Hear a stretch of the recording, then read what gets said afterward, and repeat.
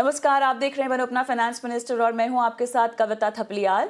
इस शो में अगले आधे घंटे हम बात करने वाले हैं आपके फाइनेंशियल पोर्टफोलियो की। आपने बहुत जगह निवेश कर रखा होगा, सोने, चांदी, म्यूचुअल फंड, स्टॉक्स, लेकिन क्या ये सारे निवेश आपके फाइनेंशियल गोल के लिए सही हैं? जितने पैसे आपको इकट्ठा करने हैं, जोड़ने हैं, क्या ये आपको कमा कर देंगे? इसी की पड़ताल इस शो में होती है। अगले आधे घंटे आपके पोर्टफोलियो पर भी हमारी निगाह होगी हमारे एक्सपर्ट्स के जरिए। अगर आप कोई सवाल हमसे पूछना चाहते हैं तो अपने सवाल आप व्हाट्सएप कर सकते हैं। यूट्यूब पर देख रहे हैं तो कमेंट बॉक्स में भी अपने सवाल डाल सकते हैं और इत्मीनान से विस्तार से आपकी फाइनेंशियल प्लानिंग होती है इस शो में लाइव। लेकिन आज हम एक खास मुद्दे पर बात करने वाले हैं या एक ऐसे सच की बात करेंगे जिसे ज़्यादातर निवेशक नज़रअंदाज कर देते हैं। अगर आपका निवेश ऐप, आपका इन्वेस्टमेंट ऐप कहता है फ्री इन्वेस्टिंग, तो क्या वाकई ये पूरी तरह से फ्री है या फिर कहीं छिपे हुए चार्जेस आपके रिटर्न को धीरे धीरे कम कर रहे हैं? आज हम समझेंगे फ्री का असली मतलब क्या है और स्मार्ट निवेशक कौन सा एक जरूरी सवाल पूछता है। तो सबसे पहले, जब आप इन्वेस्टमेंट एप्स में फ्री इन्वेस्टमेंट देखते हैं, उसके पीछे का सच क्या है? क्या सच में वो फ्री है? आजकल बहुत सारे ऐसे प्लेटफॉर्म्स हैं जो कहते हैं कि हम कोई प्लेटफॉर्म फीस नहीं लेते हैं, कोई अकाउंट खोलने का चार्ज नहीं होगा, फ्री म्यूचुअल फंड में निवेश आप कर सकेंगे। सुनने में ये बहुत अच्छा लगता है, लेकिन याद रखिए कोई भी बिजनेस बिना कमाई के नहीं चलता है। अगर आप सीधे फीस नहीं दे रहे हैं तो हो सकता है कि आप किसी और तरीके से भुगतान कर रहे हो। अब ये ऐप्स कैसे कमाते हैं ये आपको समझाते हैं। अगर ऐप फ्री है तो कमाई कैसे होती है, ये सवाल आपके जहन में आना चाहिए। आमतौर पर 3 तरीके होते हैं। सबसे पहले, रेगुलर म्यूचुअल फंड प्लान के जरिए कमीशन जो इनको मिलती है। दूसरे प्रोडक्ट्स बेचकर, जैसे कि इंश्योरेंस, लोन हो, ट्रेडिंग के लिए आपको जो है पुश किया जाता है। प्रीमियम एडवाइजरी सर्विस जो है ये एक बहुत बड़ा एड ऑन फीचर है जिसके जरिए भी एप्स कमाते हैं। तो प्रीमियम सर्विसेज या एडवाइजरी के जरिए सबसे बड़ा फर्क जो है कॉस्ट में आ जाता है।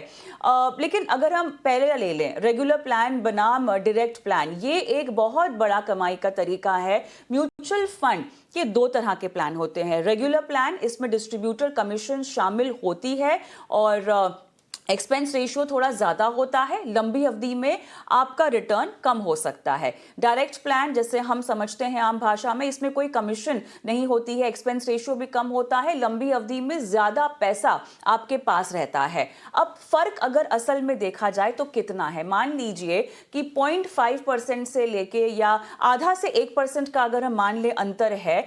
दिखने में ये छोटा लगता है आपको वाकई, लेकिन 20 से 25 साल के कंपाउंडिंग में यही छोटा फर्क जो है ना, लाखों रुपए का अंतर बन सकता है। क्योंकि कंपाउंडिंग सिर्फ रिटर्न पर नहीं होती है, खर्च पर भी काम करती है।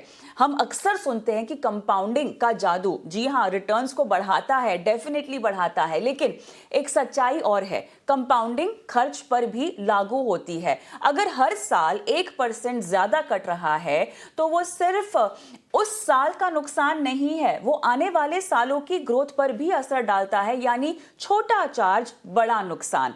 निवेशक अब कहां गलती करते हैं? अक्सर निवेशक ऐप का इंटरफेस देखते हैं, रिटर्न्स देखते हैं, सुविधा देखते हैं, लेकिन ये नहीं देखते हैं कि प्लान रेगुलर है या डायरेक्ट है, एक्सपेंस रेशियो कितना है, ऐप किस प्रोडक्ट पर कमाई कर रहा है।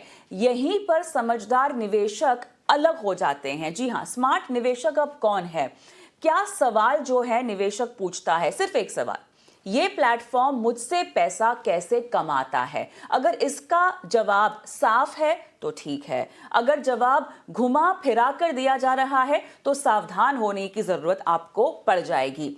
अब क्या ऐप्स का इस्तेमाल करना गलत है इन्वेस्टमेंट के लिए? बिल्कुल नहीं, ऐसा हम नहीं कह रहे हैं कि इन ऐप्स का आपको इस्तेमाल नहीं करना चाहिए। ऐप्स ने निवेश को आसान बनाया है। एसआईपी शुरू करने का जो तरीका है, प्रोसेस है, एसआईपी शुरू करना बेसिकली आसान हुआ है। पेपर वर्क डेफिनेटली कम हुआ है, लेकिन सुविधा और पारदर्शिता दोनों जरूरी है। जी हाँ, ट्रांसपेरेंसी की जरूरत है। ऐप इस्तेमाल कीजिए लेकिन समझदारी के साथ। अब आपको क्या करना चाहिए? जहां संभव हो डायरेक्ट प्लान्स चुनें, एक्सपेंस रेशियो जरूर देखें, फाइन प्रिंट पढ़ें। जो भी इन्वेस्टमेंट ऐप का इस्तेमाल आप कर रहे हैं उस ऐप को समझने की कोशिश कीजिए, उनका फाइन प्रिंट पढ़ने की कोशिश कीजिए। बिना जरूरत के प्रोडक्ट ना खरीदें, क्योंकि इन ऐप्स पे अक्सर ऐसा होता है कि आपको अलग अलग तरह के क्योंकि प्रोडक्ट्स मिलते हैं, आप भावनाओं में बह सकते हैं। और बाजार में जिस तरह का माहौल चल रहा है, हो सकता है आपको लगता है कि ये भी खरीद लूं, वो भी खरीद लूं, मेरा मुनाफा बढ़ जाएगा। तो ऐसा नहीं करना है। अपना होमवर्क करके जाइए, मुझे इस ऐप से यही प्रोडक्ट खरीदना है, यही एसआईपी करनी है और उससे ज्यादा कोई जरूरत नहीं, क्योंकि जेब आपकी है, जेब किसी और की नहीं है। तो बिना जरूरत के प्रोडक्ट ना खरीदें। लंबी अवधि का असर सोच समझकर पहले तो उसकी गणना कर लें और फैसला लें, क्योंकि ये छोटे कॉस्ट, जैसे कि समझाया मैंने आपको, लंबी अवधि में आपको काफी बड़े लगते हैं। तो निवेश में सबसे जरूरी है कि आप कितना कमाते हैं, उससे ज्यादा जरूरी है कि आप कितना बचा पाते हैं। फ्री शब्द से प्रभावित आपको नहीं होना है। हमेशा याद रखना है, छिपे हुए चार्जेस धीरे धीरे आपकी दौलत को कम कर सकते हैं। और इसीलिए अगली बार जब कोई ऐप कहे ना जीरो कॉस्ट, तो मुस्कुरा दीजिए और पूछिए कमाई कहां से हो रही है आपकी। चलिए, तो बनो अपना फाइनेंस मिनिस्टर में इसी तरह के निवेश के तमाम गुर और गुण हम आपको देने की कोशिश करते हैं, सिखाने की कोशिश करते हैं, ताकि आप सजग रहें अपने इन्वेस्टमेंट को लेकर, कोई आपका गलत फायदा ना उठा सके। चलिए, अब आपकी लाइफ फाइनेंशियल प्लानिंग करवाएंगे। उससे पहले व्हाट्सएप नंबर स्क्रीन पर फ्लैश किए देते हैं, जहां पर आपको अपने सवाल हम तक पहुंचाने हैं। और इतना ही नहीं, आप यूट्यूब पर भी लाइव देख रहे हैं तो वहां भी अपने सवाल हम तक पहुंचा सकते हैं। पंकज मटपाल हमारे आज के मेहमान जुड़ गए हैं, जो आज आपकी सहायता करेंगे इन्वेस्टमेंट्स, इन्वेस्टमेंट स्ट्रैटेजीज और तमाम तरीके की इन्वेस्टमेंट इंस्ट्रूमेंट्स को लेकर आपको बारीकी से समझाइश मिल सकेगी। पंकज जी, स्वागत है आपका पेशकश में। और धीरज कुमार जी का सवाल लेंगे। बहुत इंटरेस्टिंग सवाल है। इनकी उम्र 50 साल की है और इस उम्र में ये सोच रहे हैं कि म्यूचुअल फंड्स का हाथ थामा जाए। 40,000 रुपये से अपनी एसआईपी की शुरुआत करना चाहते हैं। इसके अलावा और कोई डिटेल्स हमारे पास नहीं है, बस 2 लाइन का सवाल पूछा है इन्होंने। और क्लैरिटी तो खैर इनकी चाहिए सवाल को लेकर, बट 50 की उम्र में इक्विटी में पैसे लगाना, मुझे नहीं पता इनके पास ऑलरेडी इक्विटी का एक्सपीरियंस है या नहीं डायरेक्ट शेयर्स के जरिए, लेकिन म्यूचुअल फंड्स में शायद ये पहली बार ही कर रहे हैं। तो ऐसे में Pankaj ji, dos and don't की लिस्ट क्या इनके लिए लंबी हो गई है, अगर उम्र के लिहाज से ही सवाल पर जवाब देना हो तो? कविता जी नमस्कार। देखिए, पहली बात तो ये कि 50 की उम्र बहुत ज़्यादा नहीं है मेरे हिसाब से। वैसे भी इंडिया में देखेंगे तो लोग 60 तक तो काम करते ही हैं और उस हिसाब से 10 साल का समय तो माना जा सकता है और उसके बियॉन्ड भी कई बार देखा जाता है कि अ, लोग एक्टिव होते हैं। तो अ, बिल्कुल स्टार्ट करने के लिए कुछ भी गलत नहीं है। और दूसरी बात, मुझे नहीं लगता है कि इन्होंने इक्विटी में इन्वेस्ट किया हुआ है, क्योंकि सवाल में ये बात है कि मुझे मार्केट के रिस्क को कैसे मैनेज करते हैं उसकी समझ नहीं है। ये धीरज जी ने माना है।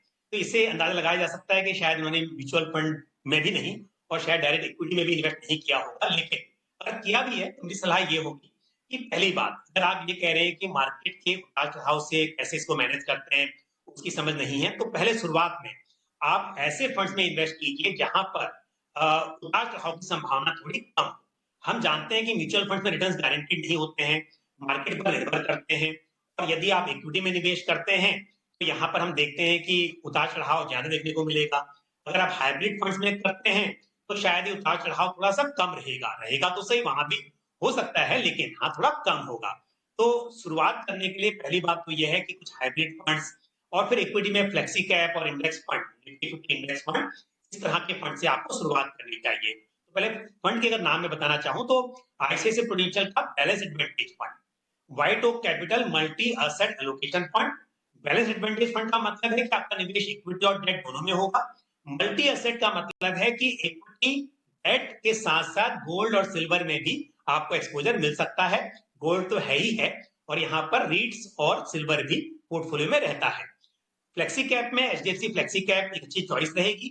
और साथ ही निफ्टी 50 इंडेक्स फंड, यानी कि जो इंडिया की टॉप 50 कंपनी है बाय देयर मार्केट कैपिटलाइजेशन, उन कंपनी में आपका इन्वेस्टमेंट होगा, तो उसके लिए एसबीआई निफ्टी इंडेक्स फंड एक सही चॉइस मानी जा सकती है। तो 4 फंड्स के मैंने नाम बताए, पर सबसे इंपॉर्टेंट बात यह है कि धीरज जी को भी और दूसरे ऐसे नए इन्वेस्टर्स जो अभी निवेश की शुरुआत कर रहे हैं, देखिए आप अगर म्यूचुअल फंड्स में निवेश कर रहे हैं, तो एक तो आपका इस तरह के फंड्स में निवेश करना है, तो कम से कम 5 साल का निवेश की अवधि आपकी होनी चाहिए।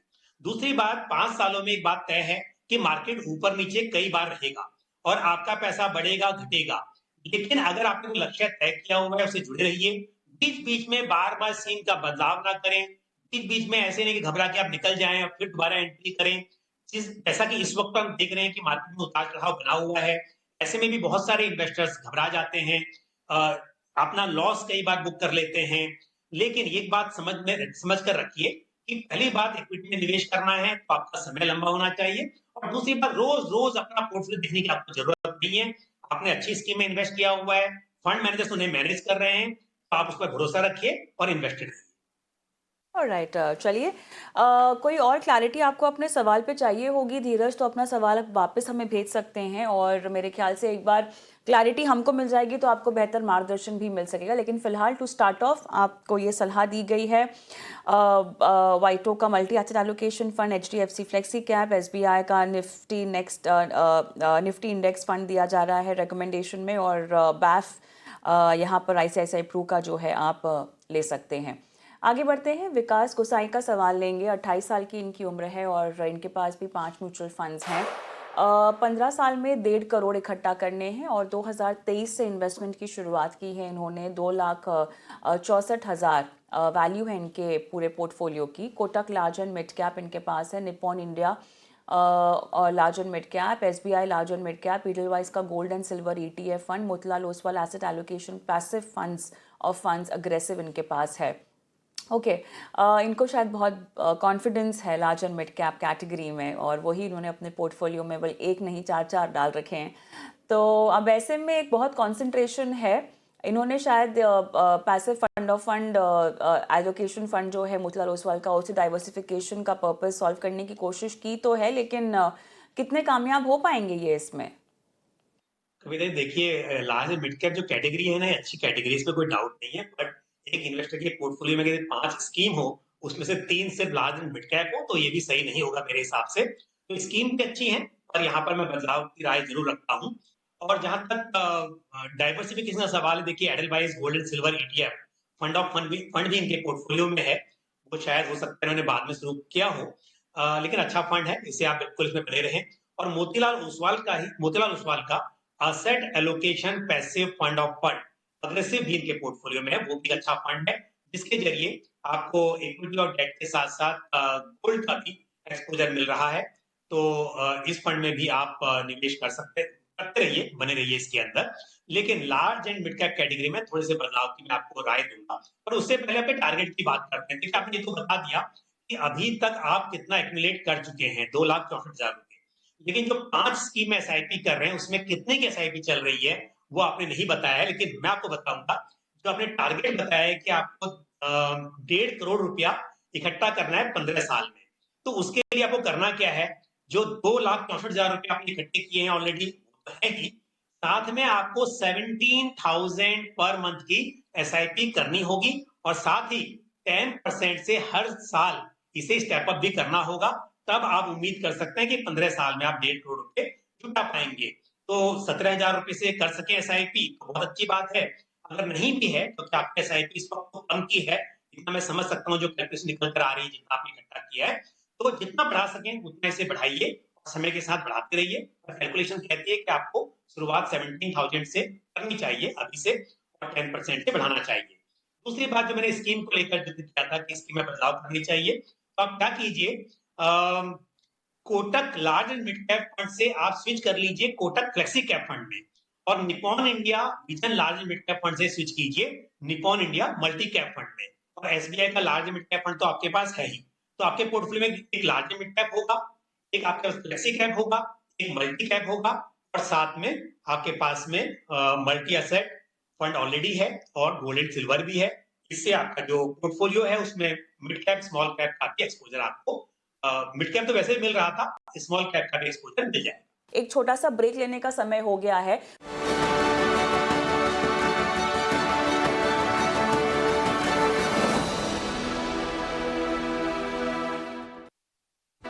आगे बढ़ते हैं, राहुल का सवाल लेते हैं। इनकी उम्र 45 साल की है, एसआईपी कर रहे हैं लगभग 1 लाख के आसपास की। मेरा asset large and mid cap 22,000 रुपये के एसआईपी, इडलवाइज मिड कैप 23,000 रुपये, पराग पारिक फ्लेक्सी कैप 15,000, बंधन small cap 13,000, Invesco India small cap 10,000, Kotak multi cap 17,000। NPS में भी इनकी 29,000 की मंथली जा रही है। सरकारी कर्मचारी हैं तो ये कंपल्सरी इन्वेस्टमेंट है। कॉर्पस लगभग 1.7 करोड़ हो चुका है। इनको 18 साल में कॉर्पस इकट्ठा करना है। फिलहाल एनपीएस में 45 लाख इकट्ठा हो रखे हैं। 15 करोड़ रुपए जो है इनको चाहिए अगले 18 साल में, और एसडब्ल्यूपी भी ये करना चाहते हैं। तो चेंजेस अगर कोई रेकमेंडेड हैं तो वो क्या होंगे, और अपने कॉर्पस तक ये कैसे पहुंच पाएँ 15 करोड़ के, ये भी ये जानना चाहते हैं। कविता जी देखिए, राहुल की एज 45 ईयर्स की है, गवर्नमेंट एम्प्लॉय हैं, तो मान के चलते हैं कि रिटायरमेंट 60 ईयर्स में होगा, तो 15 ईयर्स का टाइम इनके पास है। बल्कि ये तो कह रहे हैं कि 18 साल में ये कैलकुलेट करना चाहते हैं, तो समय इनके पास में है। दूसरी बात, जहां तक सवाल एलिजिबिलिटी का है, तो वो तो जब रिटायर होंगे उसके बाद ही प्लान करेंगे कि इनको रेगुलरली कितना इन्वेस्ट करना है, तो उस वक्त डेफिनेटली थोड़ा पोर्टफोलियो में बदलाव भी करना होगा। बट फिलहाल के हिसाब से पोर्टफोलियो अच्छा है। 2 स्मॉल कैप स्कीम है, लेकिन अगर आप मार्केट को समझते हैं, उतार-चढ़ाव से घबराते नहीं हैं और 18 साल की आप बात कर रहे हैं, तो आप बिल्कुल दोनों ही स्मॉल कैप में भी बने रह सकते हैं, और बाकी की जो स्कीम्स हैं, उनमें तो बिल्कुल आप बने रहिए, तो कोई बदलाव की ज़रूरत आपको नहीं है। जहाँ तक टारगेट का सवाल है, टारगेट भी मैं आपको बता दूँ कि आप मेरे हिसाब से आसानी से अचीव कर पाएँगे, क्योंकि आपने ऑलरेडी 1 करोड़ 70 लाख रुपया एक्युमुलेट कर लिया है म्यूचुअल फंड्स में, और 1 लाख की एसआईपी कर रहे हैं। अगर मैं 12% से भी यहाँ पे कैलकुलेट करके चलता हूँ, तो 18 साल में करीब 20 करोड़ रुपया आप इकट्ठा कर पाएँगे। ये तो सिर्फ म्यूचुअल फंड की बात है, और एनपीएस में क्योंकि मैंडेटरी कंट्रीब्यूशन है, आपका 10% और गवर्नमेंट का 14% में कंट्रीब्यूट हो रहा होगा, तो आपकी इनकम बढ़ेगी, सैलरी बढ़ेगी, तो सैलरी के साथ-साथ कंट्रीब्यूशन ऑटोमेटिकली बढ़ जाएगा। तो यहाँ पर यदि हम कैलकुलेट करते हैं, अगेन जो आपने ऑलरेडी एक्युमुलेट कर लिया है अभी तक 45 लाख रुपीस, और आप कह रहे हैं कि उसमें आपका जो 29,000 का कंट्रीब्यूशन जा रहा है, यदि हम इस हिसाब से भी कैलकुलेट करें, मुझे नहीं पता मालूम कि 29,000 आपका है या गवर्नमेंट का मिला के आप कह रहे हैं, गवर्नमेंट का एडिशनल आप कह रहे हैं तो फिर और ज्यादा हो जाएगा, बट अगर कुल मिलाकर के 29,000 रुपए है, तो भी मैं आपको बता दूं कि करीब करीब 18 साल में 10% के हिसाब से मैं कैलकुलेट करूं, तो 5 करोड़ रुपया आप और इकट्ठा कर लेंगे, तो कुल मिलाकर करीब 25 करोड़ आप उम्मीद रख सकते हैं अपने पोर्टफोलियो से 18 साल में। तो आप बिल्कुल ये स्कीम हाँ बने रहिए, इन्वेस्टमेंट को कंटिन्यू कीजिए, एसआईपी को बढ़ाना चाहें तो बढ़ा भी सकते हैं। हालांकि टारगेट की बात करें तो 15 करोड़ आपने कहा था, और मैं कह रहा हूं कि 25 करोड़ तक बन सकता है, लेकिन हमें देखना होता है कि समय के साथ पैसे की वैल्यू कम होती है, और यदि हम देखें कि ये जो 25 करोड़ बनेगा, इसकी जो वैल्यू होगी आज से 18 साल के बाद, वो करीब 9-10 करोड़ के आसपास बचेगी। वैसे कम नहीं है, बट फिर भी आप चाहें तो जितना हो सके और बढ़ाते रहिए। और एक चीज मैंने नोटिस की कविता जी यहाँ पर, कि पोर्टफोलियो में गोल्ड एंड सिल्वर का एक्सपोजर नहीं है। और क्या होता है कि एसेट एलोकेशन की इंपॉर्टेंस इन्वेस्टर को तब समझ में आती है जब वो एसेट क्लास अच्छा परफॉर्म करता है। तो हम जब देख रहे हैं कि पिछले 1 साल में इसकी बात बहुत हो रही है, और हम ये हमेशा कहते हैं, पहले से कहते आ रहे हैं कि आपके पोर्टफोलियो में थोड़ा एक्सपोजर गोल्ड का 10-15% हमेशा होना चाहिए, कुछ 5% सिल्वर का भी एक्सपोजर रहे तो अच्छा है। ये इसलिए नहीं कि अभी मार्केट ने या अभी इस एसेट क्लास ने परफॉर्म करना शुरू किया इसके लिए, बल्कि इसके लिए कि पोर्टफोलियो में डाइवर्सिफिकेशन हमेशा इंपॉर्टेंट होता है। कभी एक एसेट क्लास अच्छा परफॉर्म करता है, कोई दूसरा करता है। तो मेरा सुझाव ये है राहुल जी को कि आप अपने पोर्टफोलियो में Motilal Oswal gold and silver ETF fund of fund को शामिल करें, और इस फंड के जरिए आपको गोल्ड एंड सिल्वर दोनों मिलेगा।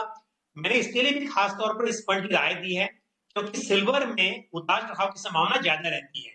तो निवेशक जो अलग से सिल्वर फंड में करते हैं आजकल तो खुश हैं, लेकिन जब मार्केट में जब जब सिल्वर में काफी गिरावट होती है तो घबरा भी जाते हैं।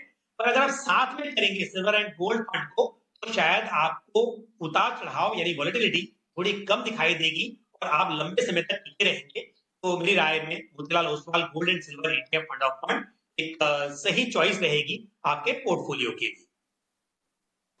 चलिए आगे बढ़ते हैं, और यहाँ पर शो का आखिरी सवाल भी लेने का समय हो चुका है। मुकेश का लेते हैं सवाल गुड़गांव से। 15 साल के लिए इन्वेस्टमेंट करनी है, 2 करोड़ इनका लक्ष्य है, और ICICI Pru Blue Chip 3,000 rupees, Motilal Oswal Mid Cap 3,000, Parag Parikh Flexi Cap 3,000, Bandhan Small Cap 3,000। Current equity portfolio में 1,00,000 रुपए हैं। स्टेप अप करेंगे 10% से। पोर्टफोलियो कैसा है जानना चाहते हैं स्कीम्स के लिहाज से। पीपीएफ में 5,000 रुपए कर रहे हैं इन्वेस्टमेंट, 3,00,000 अभी करंट वैल्यू है। सुकन्या समृद्धि में भी 2,00,000 करंट वैल्यू है, 5,000 रुपए का मंथली निवेश है। लमसम इनको करना है 1,00,000 रुपए का इन्वेस्टमेंट। और कौन सा मल्टी एसेट फंड अच्छा होगा ये भी जानना चाहते हैं। और साथ ही गोल्ड और सिल्वर ETF भी 15 साल के लिए पोर्टफोलियो में जोड़ना है। एक कन्फ्यूजन इनको ये है कि सुकन्या समृद्धि और पीपीएफ को बंद करके क्या म्यूचुअल फंड में पैसे लगाए जाएं, तो ये भी जानना चाहते हैं। तो कुल मिला के 12,000 की SIP और बाकी इन्वेस्टमेंट जो हैं ये करना चाहते हैं। Confusion multi asset allocation fund को लेकर है, कौन सा फंड हाउस का लिया जाए पूछना है इनको, और गोल्ड और सिल्वर में भी क्या करना चाहिए। बेटा देखिए, आजकल गोल्ड सिल्वर की बात तो सभी इन्वेस्टर्स कर रहे हैं और मेरे हिसाब से बिल्कुल करना चाहिए। और एक बार कर रहे हैं तो बस ध्यान रखिए कि अपने पोर्टफोलियो रखिए उसको। ऐसा नहीं कि जब वो एसेट परफॉर्म नहीं करेगा तो फिर निकल जाएंगे, फिर जब वो अच्छा परफॉर्म करेगा तब एंट्री करेंगे, ऐसा नहीं। आप 15-20% ही रखिए पोर्टफोलियो का, 10-15% रखिए, लेकिन उसमें बने रहिए। तो gold and silver ETF fund of fund में निवेश किया जा सकता है। और जैसे मैंने पहले सवाल के जवाब में भी कहा था, Motilal Oswal gold and silver ETF fund of fund, इसके जरिए आप एक्सपोजर ले सकते हैं। जहां तक सवाल ETF का है कि डिप में आप ETF में इन्वेस्ट करेंगे, वो कर सकते हैं। पर ऐसा करना बड़ा मुश्किल होता है कि डिप में करें, क्योंकि हमेशा ऐसा लगता है जब मार्केट नीचे आता है कि और नीचे जाएगा, जब ऊपर जाता है तो लगता है मार्केट और ऊपर जाएगा। इससे अच्छा SIP के जरिए निवेश करें, लॉन्ग टर्म के लिए वो बेहतर रहता है। बाकी बीच बीच में आप जब मार्केट गिरे तो टॉप अप कर लें, वो हो सकता है। दूसरा सवाल ये था कि जो टारगेट है वो टारगेट काफी कम है मेरे हिसाब से, 2 करोड़ का। क्योंकि अगर 6% की महंगाई दर मानकर चलूं तो 15 साल के बाद में 2 करोड़ की वैल्यू लगभग 83 लाख के आसपास ही बच जाएगी। तो थोड़ा सा टारगेट को बढ़ाइए, क्योंकि समय लंबा है। और दूसरी बात, जहां तक सवाल है पीपीएफ और सुकन्या समृद्धि योजना का, तो देखिए पीपीएफ में एक्सपोजर कम कर सकते हैं आप। सुकन्या समृद्धि योजना मेरे हिसाब से सही है। आप 2,500 रुपया महीना कर रहे हैं अपने 2 बच्चों के लिए, 2,500 रुपया, उसे जारी रखिए, चाहिए थोड़ा बढ़ा भी सकते हैं। क्योंकि अपने पोर्टफोलियो में इक्विटी के साथ साथ डेट को भी आपको रखना चाहिए। और डेट के लिए, डेट कैटेगरी में मेरे हिसाब से ये स्कीम अच्छी मानी जा सकती है। तो आप इसमें बने रहिए। और जहां तक सवाल है मल्टी एसेट एलोकेशन फंड का, आपने 2 फंड्स की चॉइस यहाँ पे रखी है और उसमें से पूछा है, एक है ICICI prudential multi asset fund और दूसरा है DSP multi asset allocation fund. दोनों ही स्कीम बहुत अच्छी है, इसमें कोई दो राय नहीं है। बट क्योंकि आप ऑलरेडी इक्विटी फंड में निवेश कर रहे हैं, तो मेरे हिसाब से इसके बजाय आपको निवेश करना चाहिए white oak capital multi asset allocation fund में। वजह यह है कि ये मल्टी एसेट एलोकेशन फंड में अलग अलग फंड हाउसेस अपने फंड को अलग तरह से मैनेज करते हैं, जो उनकी SID में लिखा भी होता है।